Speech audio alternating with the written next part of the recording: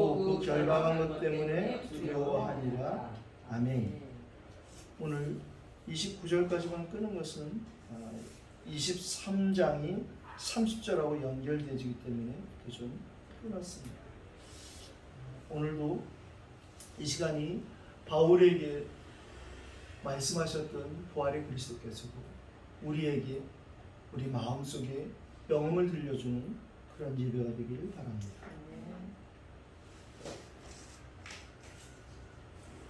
오늘 바울은 자신의 짧은 시간을 통해서 자신에 대한 간증을 오늘 이 모인 사람들에게 고백함으로 통해서 복음을 선포하는 그런 기회로 삼았습니다.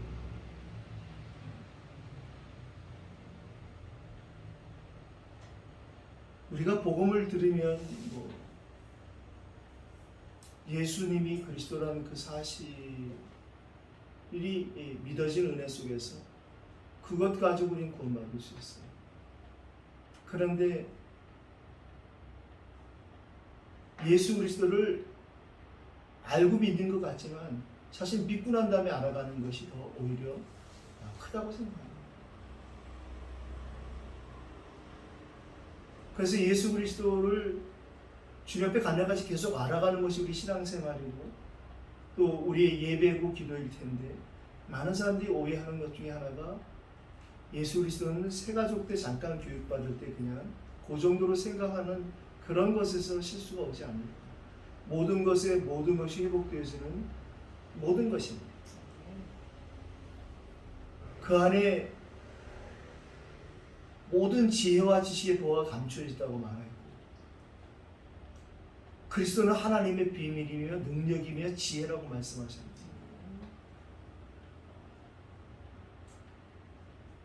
어제도 핵심 예배를 통해서 창세기 3장 15절과 연고 19장 3절을 잠깐 언급하시던데,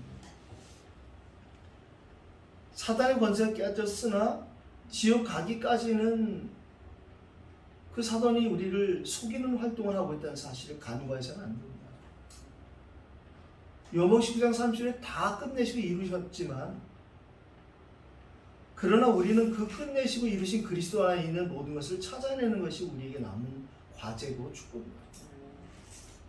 그것 때문에 우리가 예배하고 훈련받고 또 사역을 감당하고 후대운동하고 복음운동하는 것이라고 생각합니다. 지난주에 우리가 결론을 낸 부분으로 서론을 다시 삼았는데요, 자신에게 찾아오신 그리스도를 선포하는 바울, 자신이 만난 예수 그리스도,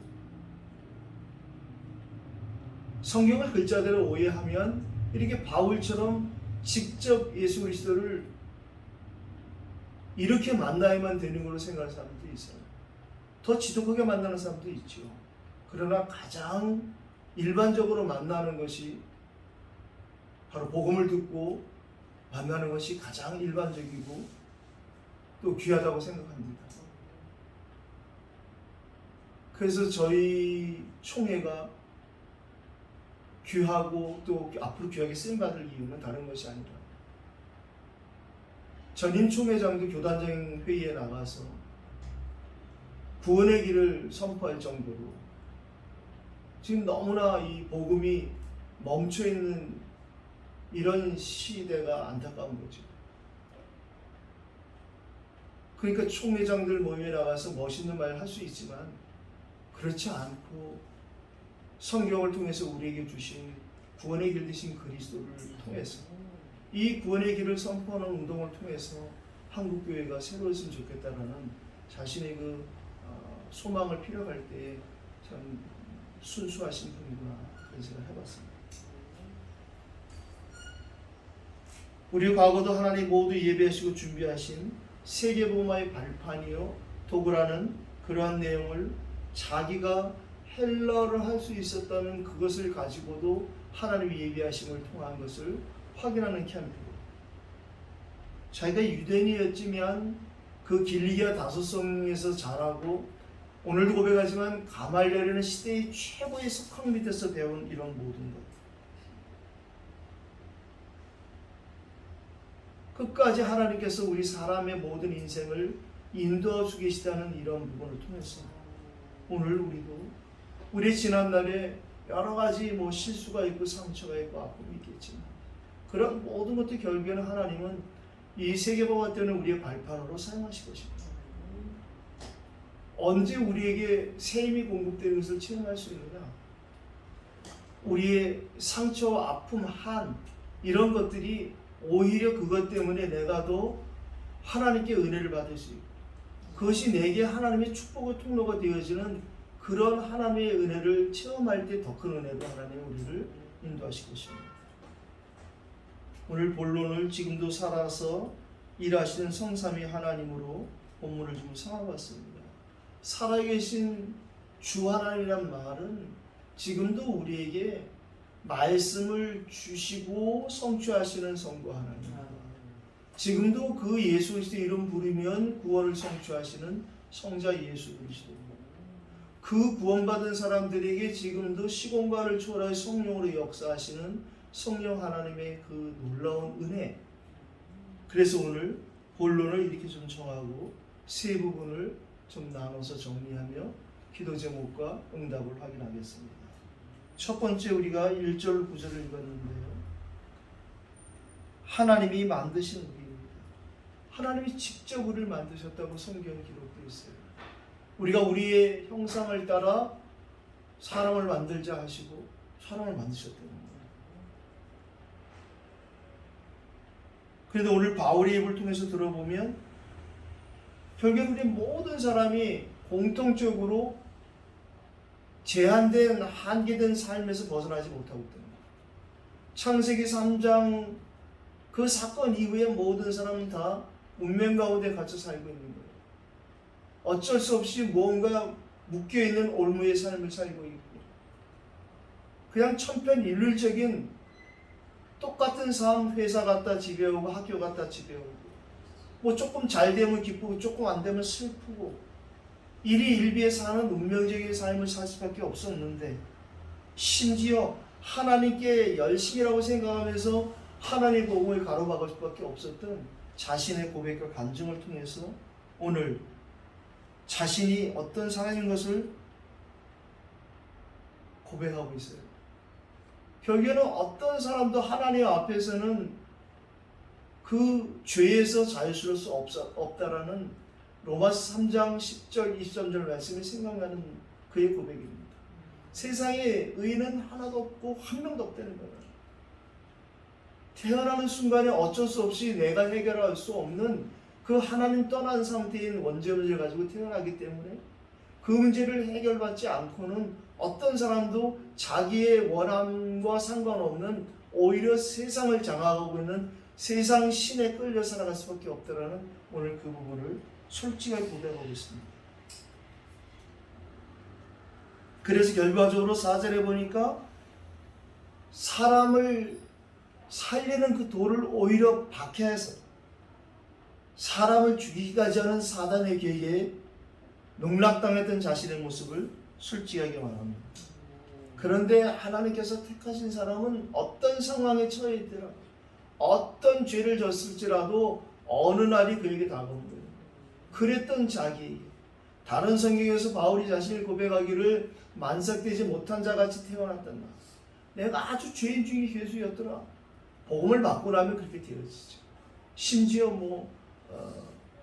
훈련 받고 나서 그 얘기하는 사람이 있어요. 내가 진짜 가짜였다라고 이렇게 얘기하는 거예요. 우리가 그만큼 무엇을 봐야 되냐? 우리가 살아가는 이 세상, 우리가 가야 될 현장, 있는 현장, 다녀오는 현장은 완전히 사단이 장악되어 있다는 사실을 우리가 봐야 됩니다.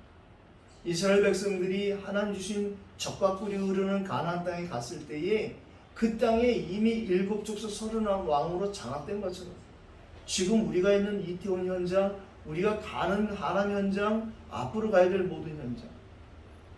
제가 이제 추석 지나고 금요일부터 4시 반에 이제 동대문 제1평화시장, 네? 동대문 제1평화시장에 가기로 했는데 이지연 집사라는 그분이 뵙고 싶다고 연락이 와서 제가 마게논 사람 하나가 와서 나를 도우라 하는 그런 음성을 듣고 시간을 서로 좀 추라를 갔는데 금요일 제가 여기서 전도학교 마치고 가면 여기 동대문이 굉장히 가깝거든요. 그래서 이제 동대문하고 동대문 시장이나 역사공원에서 내릴 생각을 했는데 그러면 갈아타야 되잖아요. 지하철을 확인해 봤더니 그냥 6곳은 신당역에 내려서 300몇 미터 걸어가면 돼요. 뒷길로 이렇게 들어오면 기동대 옆으로 빠져나가야 되더라고요.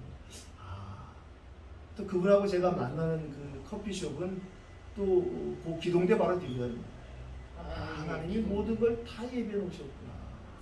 그분이 이지연이? 네, 참. 그분은 뭐 그 자리에서 저하고 같이 이렇게 말씀을 좀 나누고 지금 뭐 이 예배 주일마다 좀 보내드리고 있고 힘을 얻고 있는 분. 어쨌든 뭐또 시간표가 되어서 하남 다음으로 동대문 지평에 하나 현장에 오면서 그분이 또 어떻든 동대문에서 만나던 여러분 중에 남은 자가 그분 한 분이에요. 기도해 주시기 바랍니다. 반드시 어느 날에 온다는 거예요. 그러니까 우리가 기다림이 누림이 되어야 되고 기다림이 기도가 되어야 되고 기대가 되어야 되는 것이죠. 인생 이쟁표가 오늘 그 얘기 일어났는데 바로 다메섹의 회심 사건을 고려합니다. 어느 날 자기가 여전히 전에 행하던 대로 그렇게 예수 믿는 사람들 잡아 죽이려고 공식적으로 공문을 받아갖고 그리고 들어가는데 허련히 하늘부터 큰 빛이 자신을 둘러 비쳤대요. 그래서 거기서 그만 고꾸라지고 엎드려졌는데 그때 하나님이 그에게만 주시는 음성이 들립니다.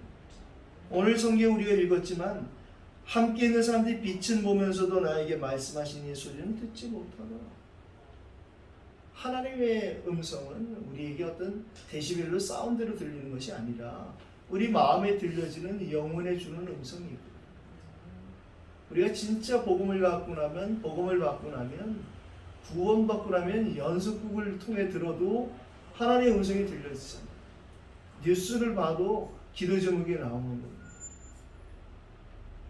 다메섹 회심 사건은 어느 날 꼬리를 되어지는데요. 구원받은 우리에게도 계속 갱신의 다메섹 은혜는 우리에게 회복되어져요. 제가 근래에 좀 부끄럽고 감사하고 또 그런 것입니다. 하나님 말씀을 좀 더 이렇게 깊이 깨닫는 은혜를 주시니까 내가 뭘 한다고 지그러고 돌아다녔을까? 뭐 이런 생각이 나고 한때는 좀 더 사역의 문이 열리기를 조금 바랬던 그런 마음이 얼마나 부끄러워지는지 이렇게 무명으로 있게 하신 것이 너무 감사하다. 그 전에 짓거리였으면 그것이 여기저기 남았을 텐데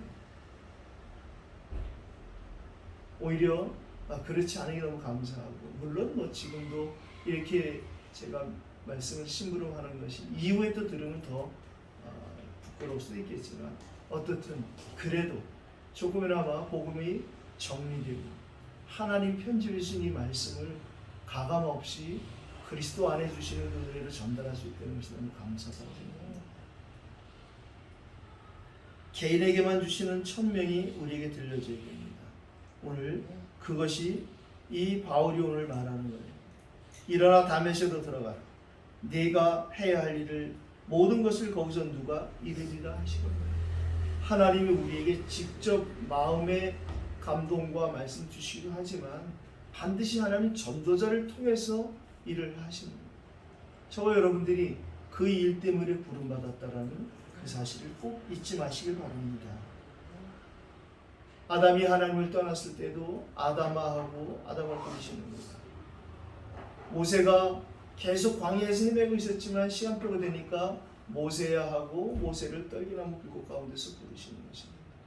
저와 여러분이 어느 날 때가 되니까 늦은 것 같지만 정확한 때에 하나님 우리를 부르셔서 구원하시고 지금까지 계속 우리를 하나님이 쓰시기에 합당한 그릇으로 우리를 준비시키고 또 훈련하고 계시는 것입니다. 뭐 저도 그런 적이 있었다니까. 왜 조금 더 나를 쓰시지 왜 안 쓰시실까? 하나님이 저를 향한 계획이 있거든요. 그래서 하나님이 참으신 것이죠. 제게도 또 새로운 시작이 코로나로 말미암아 시작되어져. 오히려 이 코로나 때문에 장춘에 있는 그 237 선교대회도 또 그렇게 흐름을 맞춰 방향을 따라 잘 인도받는 걸 보면 너무 감사하고 있습니다. 어떻든 이태원에서 세워지는 이 시스템을 통해서도 하나님은 또 원하시는 그 일을 꼭 이루어 가시리라고 확신합니다.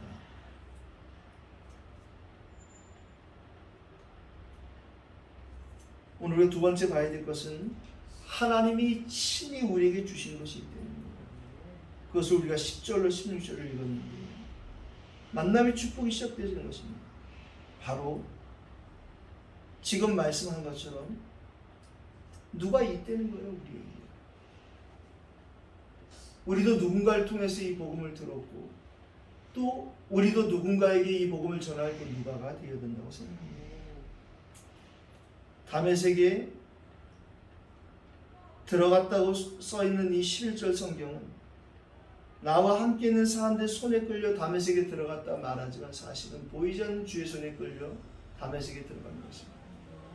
우리가 흔히 하는 말처럼 중시자들이 강단을 통해서 주의 음성을 들어야 되고 또 주의 종들은 현장의 중시자를 통해서 주의 음성을 들어야 된다는 말씀을 잘 알고 있습니다. 모든 것을 통해서 우리는 하나님의 계획을 볼 수 있어야 되고 하나님의 그 계획을 들을 수 있도록 오늘도 믿음의 귀가 활짝 열려지길 바랍니다. 모든 사람 앞에서 우리를 증인의 삶으로 축복하시는 하나님의 계획이 오늘 바울을 통해서 찾아져야 됩니다. 그런데 오늘 하나님이 바울을 통해 쓰시는 그 예비된 어떤 사람이 나타나는데 우리가 아는 것처럼 바로 제자 아나니아죠. 그런데 오늘 이 제자 아나니아를 성경에서 뭐라고 표현하느냐? 12절에 보니까 율법에 따라 경건한 사람으로 거기 사는 모든 유대인들, 이 복음을 가로막는 사람들, 복음을 질색하는 사람들에게도 칭찬을 듣는 아나니아라는 사람입니다. 이게 우리가 지금 복음 맡은 저희 총회, 저희 전도협회 사람들이 꼭 들어야 될 이야기입니다. 우리가 복음을 가진 이것이 우리의 그만 언행심사 이런 일거수일투족의 그 작은 실수의 복음을 기스내는 일이 생겨서는 안 된다는 거죠. 그러니까 뭘 행위가 앞서는 그런 말이 아니라 야고보지가 말한 것처럼 믿음이 있다면 반드시 그 믿음에 따른 행동이 우리에게 나오게 되어 있다는 이 사실. 옛 체질, 옛 습관 때문에 복음을 가로막는 일에서 우리가 사단에게 틈을 주진 말자는 이야기로 저는 들려졌습니다. 모든 유대인에게 칭찬을 듣는 아나니아라는 사람, 율법을 따라 그렇게 경건하게 살려고 하면서 심지어 이 예수시대 복음을 가로막는 사람까지도 아나니아를 인정하고 칭찬하는 제자라는 소리를 들을 수밖에 없었겠죠. 죄사함의 은총이 우리에게 특별 은총으로 나타나는 것입니다. 오늘 16절을 읽었는데요. 이제 하나님께서 바울에게 천명을 주셨어요. 아나니아를 통해서 전달된 천명이 오늘 간단하게 전달되고 있는데요. 14절에 보니까 하나님이 너를 택했다. 이 말이 시간표가 들려지면 천지개벽의 말로 들려지는 거죠. 세상에 하나님 나를 택했다라니. 지금 왜 우리나라 정치가 계속 힘드냐? 하나님이 국회의원을 택하시다는 사실을 모르거든요. 하나님이 자기를 시, 군, 도지사를 택했다는 걸 모르고 하나님이 저분을 대통령을 택했구나 이걸 본인도 모르고 참모들도 모르니까 이게 헷갈리는 거예요. 국민들을 통해서 하나님이 택하신 사람이라 이 사실을 놓칩니까? 그래서 저희가 지금 기도하고 있는 것 중에 하나가 그거 아니겠어요? 한국교회가 계속 정보고 대체하고 그거 어느 줄에 줄 서고 그럴 것이 아니라 진짜 해마다 이 5년 또는 4년에 있어진 대통령, 국회의원, 시군, 도지사 이런 사람들을 위해서 한국교회가 우리 교회에 그라상을 내보내야지 그런 게 아니라 진짜 한국교회가 기도하고 하나님을 경외하는 자가 세워질 수 있다. 또 그가 안 믿는 자가 택하실지라도 거기 하나님 계획이 있으니 임기 중에라도 저 사람이 하나님의 음성을 듣고 혹은 참모 중에 누가 전도를 하든지 해서라도 하나님 계획을 찾는, 정 안 되지만 이방 사람이라도 고레스 왕처럼 쓰임받는 이런 기도가 한국교회에 회복되기를 기도하고 있는 것이죠.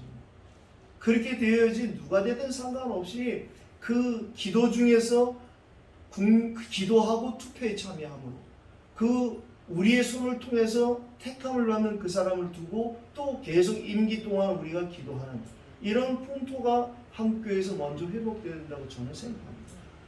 이거 안 되어지니까 심지어는 목사님들이 대통령 후보로 나오고 목사님이 당을 만드는 이런 일들이 생기니까 하나님이 원래 계획과 좀 다르지 않겠나 이런 아쉬운 마음이 생깁니다. 지금 한국교회 이 연합기관이 하나가 안 되지고 여러 개 되니까 우리 목소리를 내질 못합니다.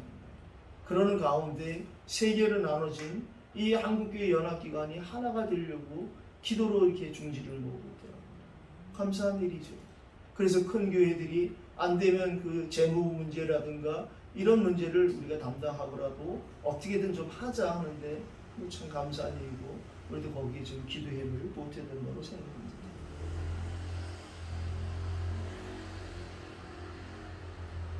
주 이름을 부르면 구원을 받는데 누구든지, 그런데 불구하고 그 전에 되어져야 될 것이 하나님이 나를 택했다는 이 사실. 그 하나님이 우리 각 개인에게 하나님의 뜻을 알게 하시고 이 땅에 보내신 그 완벽한 사람이시고 완벽하신 하나님이신 오늘 의인이라고 표현하신 그리스도를 통해서 그 입에서 나온 음성을 듣게 하십니다. 이 엄청난 특별 은총을 받은 바울을 오늘 우리는 본문에서 만나고 있습니다. 그렇다면 이제 바울에게 주시는 이 천명은 우리에게도 동일한 천명이 되어져야 됩니다. 내가 그를 위하여 모든 사람 앞에서 내가 보고 들은 것에 증인이 되리라. 그렇습니다. 우리가 만나는 사람이 한 사람이든 병든 사람이든 착한 사람이든 우리가 그 사람 앞에 말장이가 아닌 증인으로 서기를 하나님 원하시고 또한 증인이 될 것이다라고 이미 말씀 주셨기 때문에 그렇게 되어진 일들이 우리 남은 생에 계속 일어나리라고 믿습니다. 너를 택하여 너로 하여금, 이 14절의 말씀은 굉장히 중요한 말씀이죠. 제가 이걸 제목으로 삼을까 막 고민을 많이 했었어요. 오늘 세 번째 대지도 우리가 함께 봐야겠는데요. 그렇다면 하나님이 완벽하게 예배하신 우리 현장이기 때문에 심지어는 지난날에 우리가 놓쳐버린 현장도 오늘 지금 우리가 은혜 받는다면 그 현장이 회복된다니까. 하나님이 시공간을 초월하기 때문에 뭐 영화를 만들잖아요. 사람들이 그럼 이렇게 만들더라고요. 어떤 물건이라든가 어떤 일을 통해서 시간을 거꾸로 돌려서 그래서 과거로 돌아가서 그 과거에 자기 아버지가 죽었던 사건을 뭐 어떻게 해보려고 애를 쓰는데 그렇게는 되지 않고요. 그러나 분명한 것은 우리가 지난날에 상처와 슬픔, 아픔이 있더라도 그것이 오늘 우리가 바른 은혜를 받고 하나님의 뜻을 깨닫는다면 하나님 우리의 과거 문제를 돌리는 것이 아니라 그것이 오히려 발판이 되어서 더 큰 도약을 할 수 있는 미래의 비전을 주시라고 생각합니다. 오늘 17절로 18절을 읽었는데요. 그래서 이제 구원을 받고 후에 이 바울이 예루살렘에 와서 기도하는 중에 주께서 다시 말씀하셨다는 거예요. 속히 예루살렘에서 나가라. 그들은 내가 내게 대해 증언한 말을 듣지 아니하리라 하시고. 바울의 계획이 있었을 거예요. 이 자신에게 주신 이 복음, 이걸 전해야겠다라는 그 생각을 했었겠죠. 우리에게 항상 말씀을 주시는 주님을 생각해 봅니다. 바울처럼 들려지는 이러한 음성도 있어야겠지만 저 중에 것은 성경 66권을 통하여 우리에게 그때그때 예배 드릴 때마다 주어지는 본문을 통해서 또 우리가 훈련직에 받는 본문을 통해서 또 내가 읽어나가는 성경을 통해서 하나님 우리에게 내게 주시는 말씀으로 그래서 기록된 이 로고스 말씀이 내게 은혜를 주신 레마의 말씀을 넘어 그 이후에 내 삶을 두고 현장을 두고 미래를 두고 하나님이 성취하신 메시지로 들려지는 그 은혜가 저와 여러분에게 예수 그리스도의 복음으로 말미암아 회복되는 것을 믿으시기 바랍니다. 절대 불가능한 우리는 한계라는 조건을 갖고 있어요. 육신이라는 한계가 있고요. 우리 수명이라는 한계가 있고 우리의 경험과 체험, 지식 여러 가지 우리는 한계를 갖고 있어요. 그런데 그 한계를 뛰어넘는 하나님의 조건인 세계복음 안에 우리가 들어와 있다는 사실이 오늘 우리가 완벽하게 예비하신 우리 현장이라는 사실을 봐야 됩니다. 지금 우리가 지금 은혜 받고 지금 하나님의 은혜 속에 있길 원한다면 하나님 우리의 과거와 미래를 동시에 하나님은 변화시킬 수 있는 분이 하나님이시기 때문에 그렇습니다. 오늘 이 바울이 주의 음성을 듣고 자신의 그 진솔한 고백을 합니다.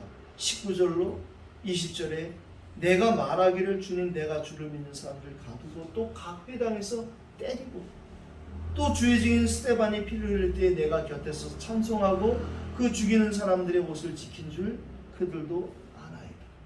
바울이 40에 한 대를 감한 39대의 그 매를 3번이나 맞았다고 기록되어 있잖아요. 그가 매를 맞을 때마다 자기가 회당의 사람들을 때리던 생각을 했을 것입니다.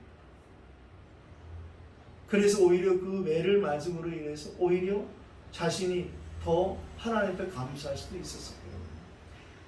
마치 스데반이 주여 이들의 죄를 저들에게 돌리지 마옵소서 그 말을 그 현장에 들었던 바울이 자기를 때리던 그 사람들 두고 그들을 위해서 오히려 기도하지 않았을까 하는 그런 생각도 드는 본문이죠. 오늘 21절에 우리의 조건을 뛰어넘는 하나님의 절대 가능한 조건으로 21절에 말씀하세요. 그래서 내가 너를 멀리 이방인으로 보낼 것이다.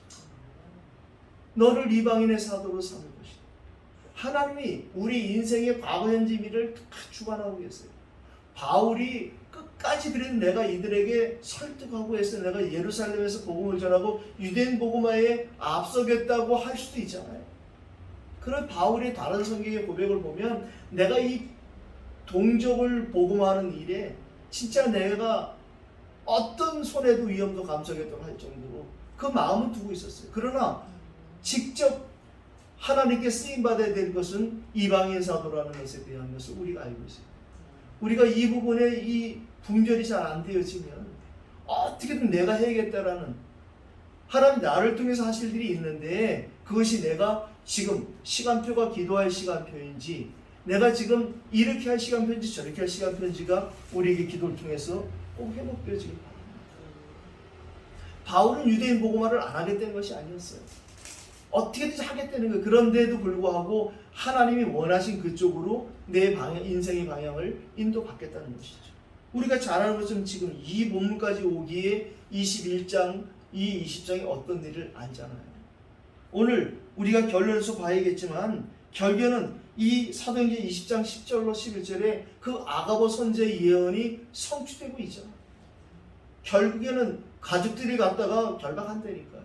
거기까지 바울도 알고 왔고 아가보도 알았던 거예요. 그런데 바울은 그 뒤에 하나님이 행하실 그 일에 대한 그의 기대가 있었죠. 오늘 결론입니다. 그렇다면 이 바울의 모든 삶에 완벽하게 인도하셨던, 준비하셨던, 예비하셨던 여호와의 일의 하나님은 저와 여러분에게도 그러한 여호와의 일의 하나님이 분명히 되실 것입니다. 현장에는 사단이 항상 왕노릇 하고 있기 때문에 이 복음을 선포하니까 별 얘기 아니잖아요. 이 얘기를 듣고 뭐 그렇게까지 뭐 죽을 듯이 살 듯이 날뛸 필요가 없는데 22절에 보니까 이 말하는 것까지 그들이 듣다가 소리질러 이르고 이러한 자는 세상에서 없애버리자 살려둘 자가 아니라요. 이게 다른 것이 아니라 이방인에게 복음을 전하겠다는 세계복음화 이 소식을 듣고 마귀가 난리를 친 거예요. 우리가 이태원에서 그냥 여기서 우리가 노래 부르고 여기서 우리끼리 뭐 예배한다면은 큰 아마 핍박 없을 것입니다. 여기서 우리가 세계복음화 한다는 것 때문에 사단은 아마 극구 난리칠 것입니다. 오늘 우리가 이 성경을 볼 때 뭐 왜 이 사람들이 이렇게 난리를 치느냐? 이 사람들 통해 사단이 왜 난리를 치느냐? 다른 것이 아니라 세계복음화 때문에 하나님 나를 불렀다 이 사실을 깨닫는 이 바울을 살려두면 안 되기 때문에. 그리고 하나님이 바울을 죽게 놔두겠어요? 살려두시겠어요? 가끔 말기암 환자나 시한부 판정받은 사람이 살아날 때가 있어요. 그 사람들이 언제 살아나느냐? 제가 보는 시각은 그들이 세계보험에 눈치챘을 때 마귀는 그를 질병으로 끌고 가려 하지만 하나님 그를 살리지 않겠나 이런 생각을 해보게 됩니다. 필연적인 아가보의 예언 성취가 되었는데요. 그러나 우리는 그 바울처럼 이 결박 이후의 걸 우리가 보고 있기 때문에 또 그 사실을 이미 우리가 알고 가기 때문에 우리에게 오는 문제들에 대해서 크게 요동할 건 없다고 생각합니다. 다니엘처럼 사자굴에 들어갈 일 있으면 피하고 도망가는 것이 아니라 그냥 들어가면 되는 것이고요.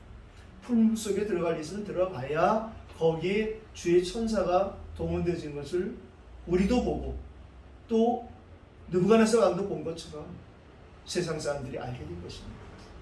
오늘 결론의 마지막 세 번째입니다. 로마 시민권자로 미리 예배하신 하나님의 절대 계획. 오늘 이 천부장이 얘기하잖아요. 아니 어떻게 네가 로마 시민권자냐는 거예요. 나는 돈을 많이 들여서 이걸 받았는데 너는 어떻게 이걸 했냐고 물어보니까 바울이 얘기하죠. 나는 나면서부터. 하나님 우리를 창세전에 예비하셨잖아요. 그 예비하실 때 바울을 다윗의 고백처럼 모태에서 이미 하나님 택정하셨다면 예레미야 고백처럼 아예 엄마 뱃속에 생기기 전부터 열방의 선제로 택한 것이 맞다면 하나님이 그 한 사람 전도자에게 모든 미래를 두고 완벽하게 다 예비하셨음을 믿으시고 확신 갖는 오늘 되길 바랍니다. 오늘 바울이 왜 그러면 처음부터 로마 시민권자라고 말하지 않았겠느냐? 기억나는 성경이 하나 있잖아요. 사도행전 16장 그 귀신들이 점치는 이 여종을 고쳐준 일 때문에 신라와 함께 감옥에 들어갈 때도 로마 시민권자인 걸 말하지 않았어요. 그렇게 했으면 매맞지도 않고 감옥에 가지도 않았는데 이후에 말하는 너희가 어떻게 로마 시민권자인 나를 그냥 이렇게 해결하려고 하느냐. 우리가 말해야 될 때가 있고 말 안 해야 될 때가 있는 거예요. 에스더에게 모르드게가 지금은 말하지 마라. 그리고 나중에 에스더 4장에는 찾아서 지금 네가 말할 때다. 우리가 오늘 중요한 하나님의 시간표를 보고 가야겠어요. 지금 우리의 시간표가 어떤 시간표냐? 하나님의 전체적인 세계관의 흐름 속에서 나는 지금 어떤 시간표냐? 내가 말해야 할 때, 말 안 할 때 그런 작은 문제가 아니라 지금 나에게는 어떤 일을 할 때이며 어떤 일을 기다릴 때이며 이 모든 것에 하나님의 시간표가 완전히 저와 여러분을 주관하는 이 추석 명절 기간에 응답이 되시기를 예수 이름으로 축원합니다. 짧게 기도하든 속으로 기도하든 누워 기도하든 앉아 기도하든 상관없어요. 기도하면 반드시 하나님은 우리를 인도하고 계신 것을 확인할 수 있을 것입니다. 또 기도하는 가운데 하나님이 주시는 그 기도의 제목과 기도 중에 깨닫게 하시는 기도의 그 은혜가 있죠. 오늘 그러한 새로운 시작이 그래서 명절 지난 이후에 우리가 만났을 때 진짜 포럼할 만한 그런 증거가 나타나는 추석 명절이 되기를 예수 이름으로 축복합니다. 기도하십시다. 말씀 붙잡고 우리 합심을 하고 기도합니다.